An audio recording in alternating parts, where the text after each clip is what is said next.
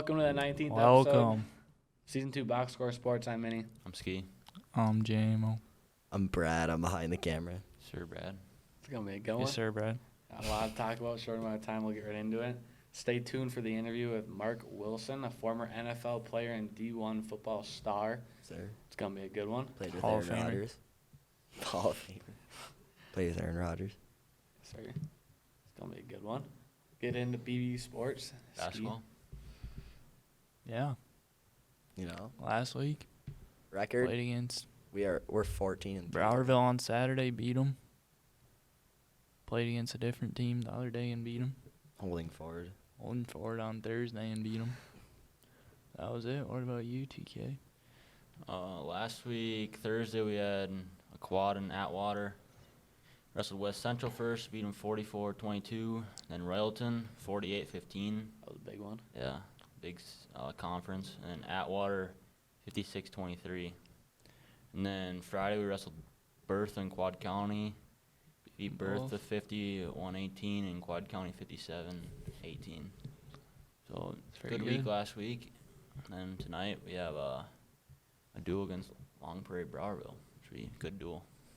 Last Regular home duel. season? Last regular season. Senior night, I'm assuming. All out. Yes. Getting any nice gifts? Not sure. Well, that banner. I don't know what else. Maybe a blanket, I think. It's cute. Yeah. Girls basketball. They have 2 games. Thursday they play Maple Lake, who is 4-14. Friday they play KMS, who's 16-5. Be a good game. It's going to be Good a game. But we have a game, so we won't be able to make that one. Who do you play? Atwater Cosmos Grove City. ACGC At away. home. It's at home, I bud. was joking. My bad. Good. All right, on to the interview. Sir. Now joining the pod is former NFL player and D1 football star Mark Wilson. Welcome. Thanks for coming on. Yeah, thanks for joining having me. us. Yeah. So I guess we'll hop into it. What was your high school career like being a D1 football player? Well, I grew up in a small town in northeastern California. Our enrollment was 300, roughly 7 through 12. It was a very small high school. We were, pulling kids from close to 40 miles away to come to high school. So we were spread out as well, and playing other small communities.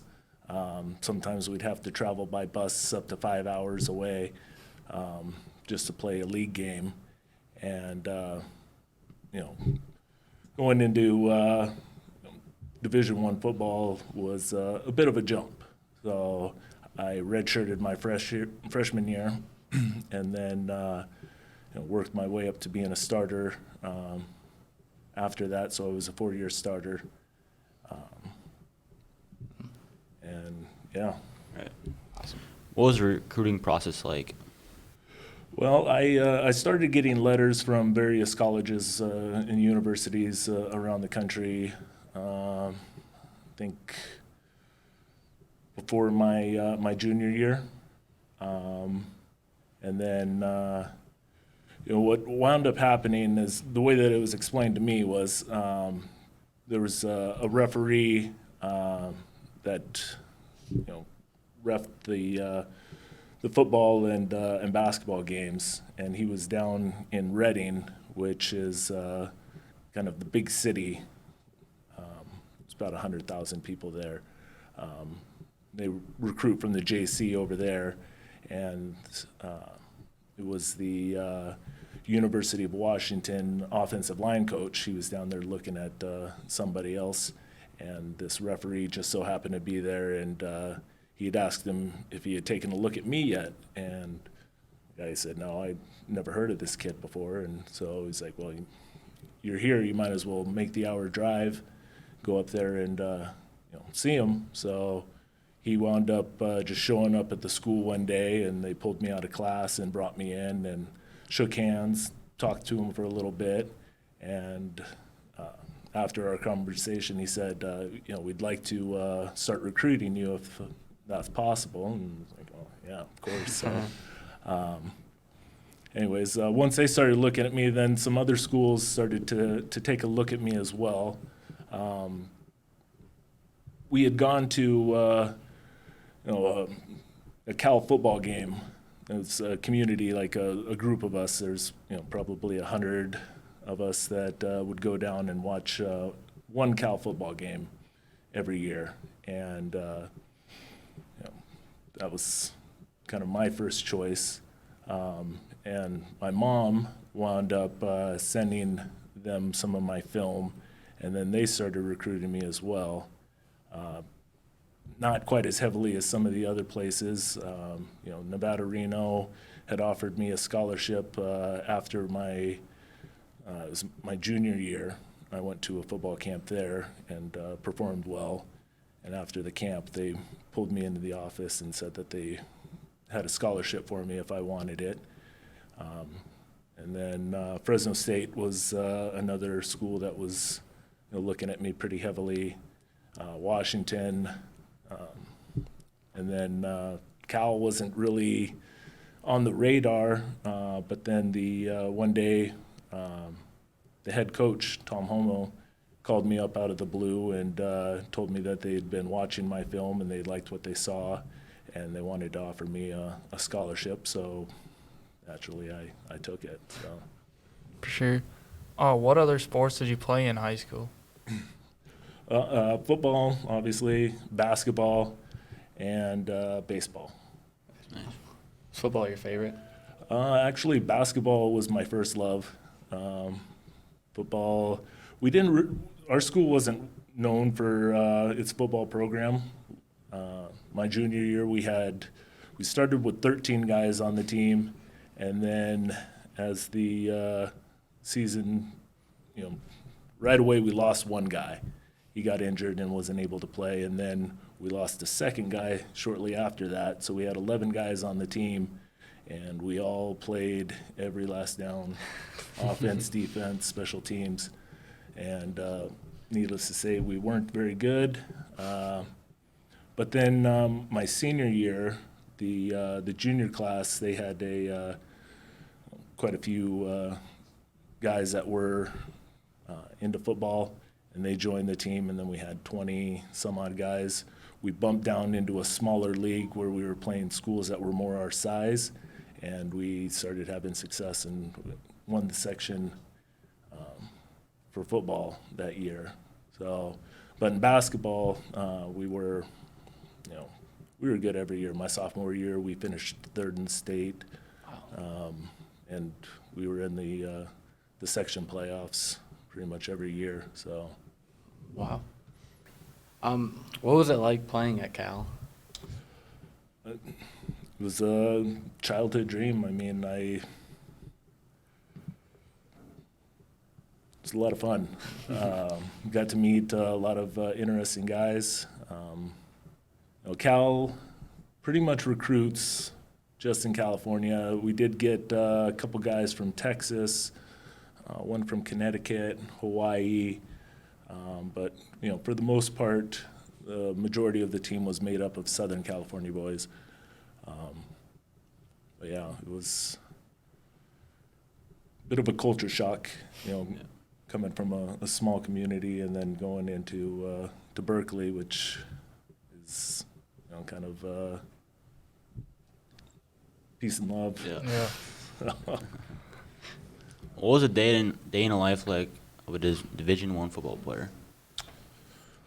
So we would have our weightlifting at 6 a.m. and have to get that done before classes start, and then walk down the hill, do all your classes, and then hustle back up, get ready for practice, watch film, have our team meetings, go out, have practice. After practice was over, they were checking up on us, making sure that we were staying on top of our schoolwork because you got to stay eligible to play, and probably finish up 7, 8 o'clock at night. Long days. Yeah, it's it's a big commitment. It's almost like a job. Yeah. Mhm. Oh, what was it like playing with Aaron Rodgers in college?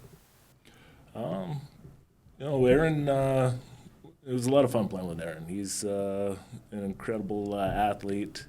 You know, we all knew that he was something special when he came in because, most of the quarterbacks that you protect for, you're waiting to, or you're looking down the field to see if you can see the receiver, running with the ball or whatever. But with Aaron, you could hear like a snap. It was almost like the crack of a whip when he threw the ball, and there, as soon as you heard that, it was time to release and head downfield and try to pick up another block. Right. What was it like getting drafted into the NFL? Again, another dream come true. When I was in 6th grade, they asked us, for our little yearbook that we had. They asked everybody what they wanted to be when they grew up, and of course, all the boys put NFL football player, including myself. And there's a lot of people that doubted me, and they're like, "Oh, you're just big. Chances of you making it are slim to none." And I just kind of took it all with a grain of salt and kept my nose to the grinding stone and worked hard. And when I got the phone call on draft day, I was drafted by the Washington, well, they're the Commanders now, but at the time they were the Redskins. Joe Bugle was the offensive line coach. I had talked to him in the off season leading up to the draft. He was working with my agent. He's gonna work with me, show me some things. But then he got called back up to the NFL. And Joe Gibbs called me up on the draft day and told me that they were going to make me a Redskin, and I just thought that was really cool. All right. Yeah, for sure. What was it like playing NFL games? NFL is intense, so it's a much bigger jump from college to the NFL than it was even from my little small high school to D1. So in the NFL, everybody can hit, everybody can run. It's the creme de la creme. So I could run over linebackers when I was in college, but in the NFL, they all know how to bring the wood. So even the little guys that you think, Mm-hmm. the guy's nothing. You run into him and you're like, wow, that guy knows how to hit. Yeah. What was your favorite team to be on?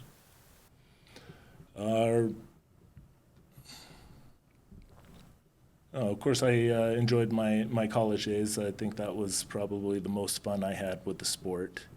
As far as like the NFL goes, I think the Redskins were my favorite team to play for, just because the guys there there was a true brotherhood there. I mean, the offense, defense, didn't matter if you were a big guy or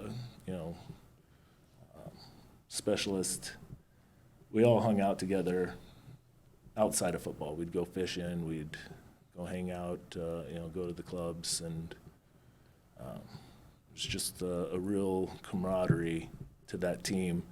When I came to the Vikings, it was very segregated, even amongst the offensive line. It was kind of split down the middle. There was the guys that were married that, as soon as practice was over, they'd go home to their families, and then there was other guys that, wanted to hang out. And so offense and defense didn't really, get along, talk to each other or anything like that. So, I mean, there was some cool guys there, but it was definitely a lot more segregated than Washington.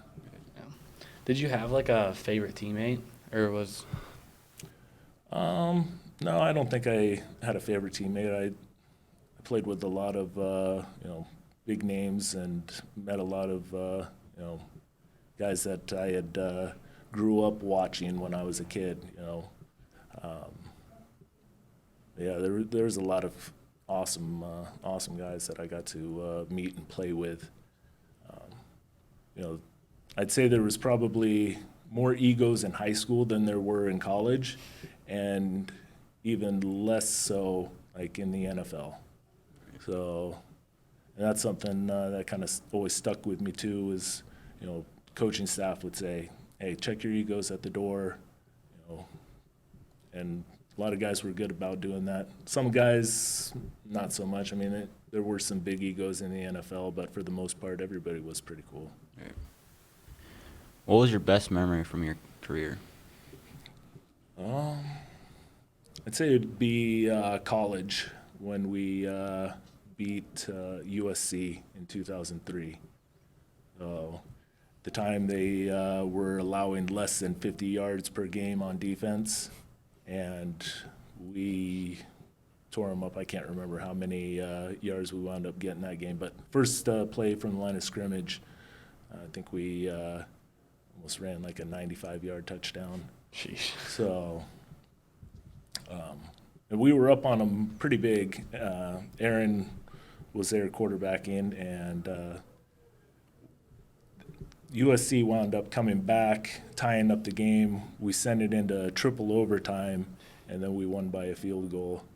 And it was at home in front of a packed stadium, and after we won, the place erupted, and everybody came pouring out on the field. They tore down the goalposts, and everybody's patting you on the back and shouting, and I mean, Locker room was fun after that game, I bet. Afterwards, Cal isn't a big football school. It's known more for its academics. And we were all high off the wind, and we got our clothes back on and took our showers, got our clothes back on, and went out, and the place was dead. Everybody had already gone down and looted the stores and on Telegraph, and it was pretty quiet. So it was a little bit disappointing after that, but still to beat the national champions, because I believe USC won the national championship that year. To beat them was a pretty good feeling. For sure. What was life like after the NFL? I'm still living it. I've been here in Minnesota now for 10 years. It was a bit of a change moving out here. I mean, I grew up in northeastern California, so it does get cold. We get snow. There are a couple days where it'll drop below zero, but it's not the same kind of cold as it is here. So, and winter typically lasts about 4 months long, and out there and here, sometimes it seems like it never ends. Right. Yeah. So, what do you do for a job now? So I work over at B&D Rollers in Glenwood, Minnesota. I'm in sales. We obviously make rollers. Our biggest seller, though, is the Crusher. It's a hay conditioning roller. It's a replacement for OEM parts. So, Awesome. yeah. Do you play any other sports right now, or? I go down and play basketball every once in a while in the morning with some of the men from the community. I did do some boxing over in Alexandria for a little bit. Then they were working on that overpass going to Alec there, and I kind of stopped after that because it was just getting to be too much of a drive. Yeah. I still get in the weight room every once in a while, not as consistently as I was before when I was playing football, but I still like to get in there and do some stuff as far as movement patterns go and lifting. What was the most you ever benched in the weight room? My bench was never really that much. I think I don't think I ever hit 400. I think 395 was the most I ever benched. What about squat? Squat was probably even worse. So, when I was playing football, I wasn't that big into the weight room. My freshman year, my redshirt freshman year, I got in there and I was hitting it really hard, and then I injured my back doing hang cleans, and I had to sit out for a little while. Back injuries, I always, tell young kids there's no reason why you need to go super heavy. I mean, nobody's ever really gonna ask you what your squat is or anything like that, except for maybe the coach. But after that, nobody's gonna care. But if you injure your back, that's for life. I mean, it's always gonna be there. Even when it's healed up, it just takes one wrong move to send it back to where it was. Yeah. And I kind of shied away from the weight room after that. Getting back to your question, it's probably like, again, 395 on the squat. So, but my definition of a squat is a lot different than some of the other guys. I see some of these kids in the weight room now, and they have these insane numbers in the squat, and you would look at their technique and their spine looks like it's ready to splatter all over the wall. It's like, what are you doing? It's so. What advice do you have for any kids who want to pursue a career in sports?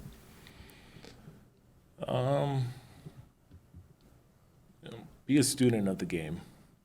One thing a lot of people don't realize is just how mental the game is, and not just mental toughness, but knowing the sport inside out, the history of it.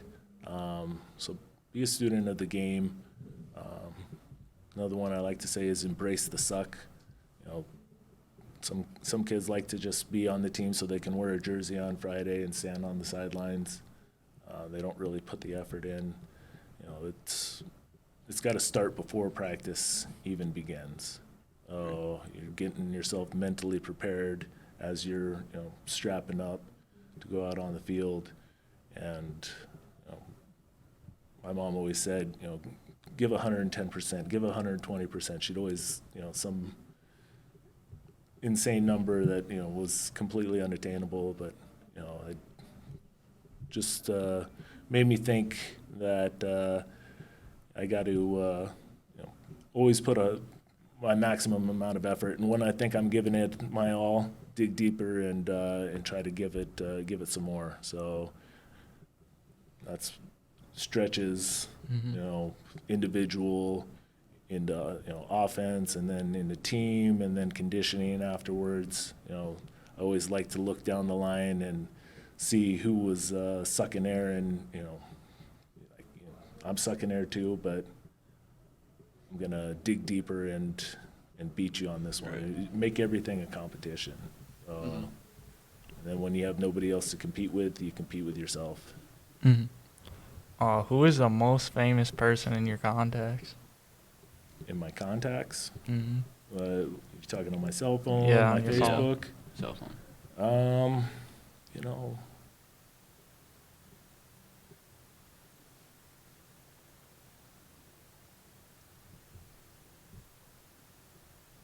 You guys probably don't know him, but Ed White, he was my first offensive line coach in college. He played 17 years in the NFL, number of years with the Vikings, and he was a huge part in shaping my career. So, I mean, not just from the football standpoint, but from he's just a spiritual leader too. He was. Right. Alrighty, I don't think we have anything else. No. That's it for you. Yeah, thanks. Alright. Thanks Yeah. for coming on. Thanks for Yeah. joining us. Yeah. Again, thanks for having me. Yep. Yeah. Alrighty, thank you very much, Mark, for joining us. Thanks for coming on Thank you. again. It was fun. What a guy. What a guy. Alright, we'll get into NFL or any sports. Yeah, not much around the NFL world besides the Pro Bowl. You guys watch it? Nope. I did. I did a Well, little I bit. didn't watch it wasn't- live, but I watched it on YouTube. It wasn't bad. Like, the games looked kind of fun. Yeah. Flag football was kind of, I don't know. different. See dodgeball. Tyreek got out first because Yeah. he dropped the ball. No surprises. Tyreek does that trash. Straight through man. his hands. NFC coming on top. But you said you watched the flag football thing. You like that better? I don't know. That wasn't Well, that the bad. It NFL wasn't bad. The NFL Pro Bowl is boring with normal football because they don't even Yeah, tackle. they didn't even Yeah. tackle. So It honestly, wasn't- it I wasn't didn't mind bad. it. The Vikings hired Brian Flores as their defensive coordinator. Good choice, I think. I heard pretty Facts. good The things. Dolphins coach. He was at the Steelers. Steelers linebacker. He was at the Coach. Dolphins though at one point. Yeah. But yeah. So yeah, you'd be correct. Sir. Packers just got Odell and D-Hop. Tom Brady says he's gonna join Fox Broadcasting in 2024. About time. But he just retired, bro. Oh, Like a I'm week saying ago. like about time because he signed the contract like 2 years ago. Well, yeah. Well, he signed the contract that he would start in 2024. Oh. He's getting paid a lot for that. That'll happen. It's impressive. Super Bowl's tomorrow. Couple days off. If you're watching this on Saturday. That's true. No, we already did our Super Bowl picks. Jameson wasn't here, but who do you have winning, Jameson? Probably the Chiefs. Yes, sir. I don't even remember. 50-50 split I here. got the Eagles. Yeah, you guys had the Eagles. I don't want the Chiefs to win, but they probably will. It's facts. I hope the Eagles win. You guys, I don't. I hate the Eagles. Yeah. You guys the- think that- flip the Eagles? you guys think the Kelsey's mom is gonna get to flip the coin or whatever? Yeah, probably. No. I think. I bet Why she is would. she She's wearing going to? half there's his like- or half Travis. There's like and a half Jason. Petition, whatever you want to call it. Petition. A petition, yeah. I don't know what Holy it was. balls, Talon. I didn't know what it was. Penitent. No, I didn't know what it was called. Obviously. Does it have like over 100,000 like signatures? Yeah, I don't think the NFL's Petitions looking at don't no really petition. matter, though. Yeah, I was gonna say the NFL, they ain't gonna look at a petition Yeah. unless it's by She me. ain't flipping it. It's a good episode. What about the Kyrie trade? Kyrie to Brooklyn. Bro, Kyrie to Dow. from Brooklyn to the Dallas Mavericks. No surprises there. He's probably gonna bring Only- some sage. I don't even know what the Mavericks gave up. First No, couple it was Spencer players. Dinwiddie, Dorian Finney-Smith, and then like a 2029 first round pick. draft pick in 2029. 2029. Lord. It's less than the Timberwolves gave up for Rudy.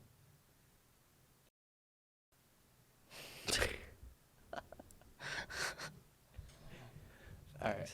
I think that's all. That's all we got That's all we got for this week. for this episode. Thank you, Mark Wilson, for coming on the pod. Yes, Yep. sir. Sir. We'll see you guys next week. So,